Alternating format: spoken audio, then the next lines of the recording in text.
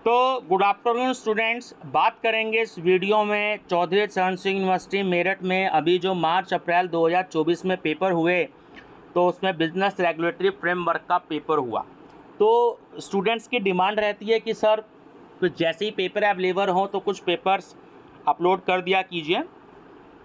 आपको काफ़ी हेल्प मिलेगी इन पेपर्स से, क्योंकि ऑल ओवर इंडिया में ये यूनिवर्सिटी में पेपर्स रहता है बिजनेस रेगुलेटरी फ्रेमवर्क, है ना, और बीबीए में भी रहता है और बीकॉम में भी रहता है। तो आप सभी स्टूडेंट्स जो है, एक तो BCom third semester unsolved paper के नाम से प्लेलिस्ट है उसको देखिएगा, क्योंकि अब सेमेस्टर वाइज में आ गया है ये एनईपी में। और दूसरा जो है, आप BCom first year previous year paper देखिएगा, वहाँ पर आपको इस सब्जेक्ट के पेपर भी मिलेंगे बिजनेस रेगुलेटरी फ्रेमवर्क के, और दूसरा अदर सब्जेक्ट्स के भी आपको काफ़ी सारे क्वेश्चन पेपर्स मिलेंगे। तो 2024 में क्या क्या क्वेश्चंस पूछे सीसीएस यूनिवर्सिटी मेरठ ने, एक नज़र डालते हैं। तो स्टूडेंट्स 8 तो आपके ये क्वेश्चंस हो गए शॉर्ट वाले, बहुत अच्छे से प्रिपेयर कर लीजिएगा और उनके साथ के क्वेश्चंस को भी प्रिपेयर कर लीजिएगा। तो शॉर्ट आंसर टाइप क्वेश्चंस देखिएगा, जो कि 4 नंबर में एक होता है ना, 10 क्वेश्चन आएंगे, आपको 10 के 10 करने होते हैं, और लॉन्ग क्वेश्चन 8 आएंगे, 8 में से आपको 4 करने होते हैं, 15 नंबर का एक क्वेश्चन होता है, तो 100 नंबर का आपका पेपर हो गया। नंबर फर्स्ट क्वेश्चन है आपका, एक्सप्लेन कंसिडरेशन, प्रतिफल की व्याख्या कीजिए। Second, write a short note on quasi contract, अर्ध अनुबंध पर संक्षिप्त टिप्पणी लिखिए। Third, define holder in due course, यथा विधि धारक की परिभाषा दीजिए। Fourth, explain the main characteristics of contract of sales, विक्रय अनुबंध के प्रमुख लक्षण बताइए। Fifth, what do you understand by caveat emptor, क्रेता की सावधानी से आप क्या समझते हैं। Six, what do you mean by auction sale, नीलामी द्वारा विक्रय से आप क्या समझते हैं। Seventh, define the term consumer under the consumer protection act 1986, उपभोक्ता संरक्षण अधिनियम 1986 के अंतर्गत उपभोक्ता शब्द की परिभाषा दीजिए। Eighth, right a note on district consumer forum, जिला उपभोक्ता मंच पर टिप्पणी लिखिए। देखिए दोनों क्वेश्चन एक ही चैप्टर के हैं, कंज्यूमर प्रोटेक्शन एक्ट के, क्वेश्चन नंबर 7th भी और क्वेश्चन नंबर 8th भी। 9th है, mere mental acceptance is no acceptance discuss, केवल मानसिक स्वीकृति कोई स्वीकृति नहीं, विवेचना कीजिए। और 10th question, when the communication of acceptance is complete, स्वीकृति का संवहन कब पूर्ण माना जाता। तो ये आपके 10 तो हो गए शॉर्ट क्वेश्चन, काफ़ी मोस्ट इंपॉर्टेंट क्वेश्चन है, इनको तो जरूर प्रिपेयर कर लीजिएगा।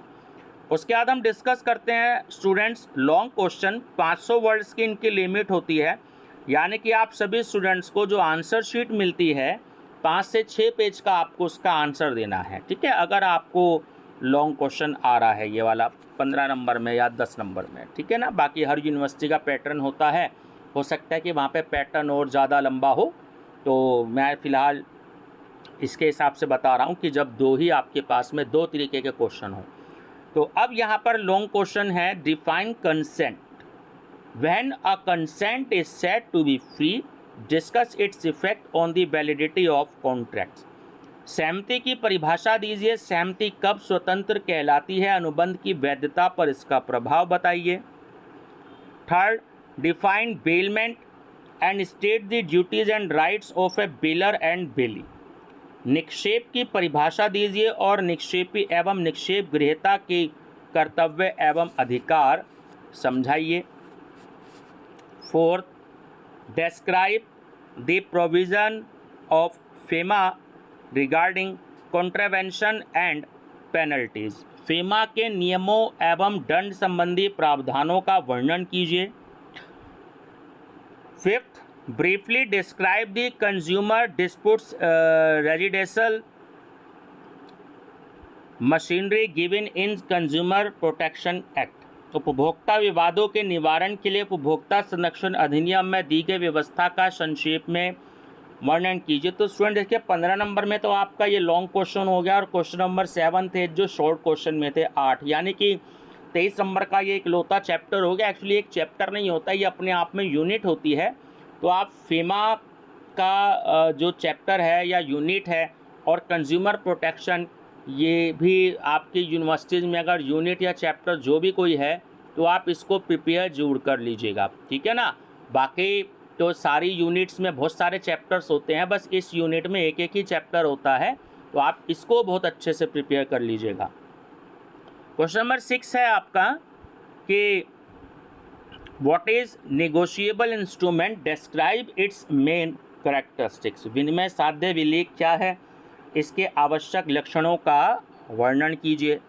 7th, all contracts are agreements. हर साल ये क्वेश्चन आता है, इसको बहुत अच्छे से प्रिपेयर कर लीजिएगा।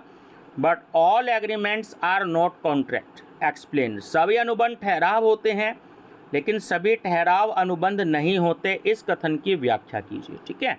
क्वेश्चन नंबर 8 है आपका, no seller can give the buyer of goods a better title than he himself, explain this rule, describe briefly the exceptions to this rule as laid down in the Indian Sale of Goods Act।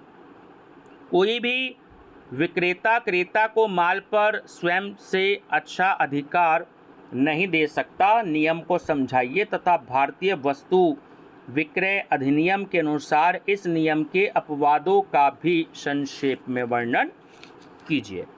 और 9th question है, देखिए ये agency का भी है, तो इसको भी बहुत अच्छे से प्रिपेयर कर लीजिएगा, ठीक है, क्योंकि एजेंसी का क्वेश्चन भी हर साल आता है। 2-3 क्वेश्चन बनते हैं, इसमें से एक क्वेश्चन हर साल आता है।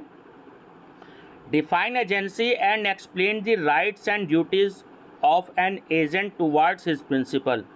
एजेंसी को परिभाषित कीजिए तथा एक एजेंट के अपने नियोक्ता के प्रति अधिकार और कर्तव्य समझाइए। तो ये व्यूवर्स आपके बहुत अच्छे क्वेश्चंस हैं, इनको बहुत अच्छे से प्रिपेयर कर लीजिएगा और मेरी वीडियो को अपने दोस्तों को भी शेयर ज़रूर कर दीजिएगा, चैनल भी सब्सक्राइब कर लीजिएगा।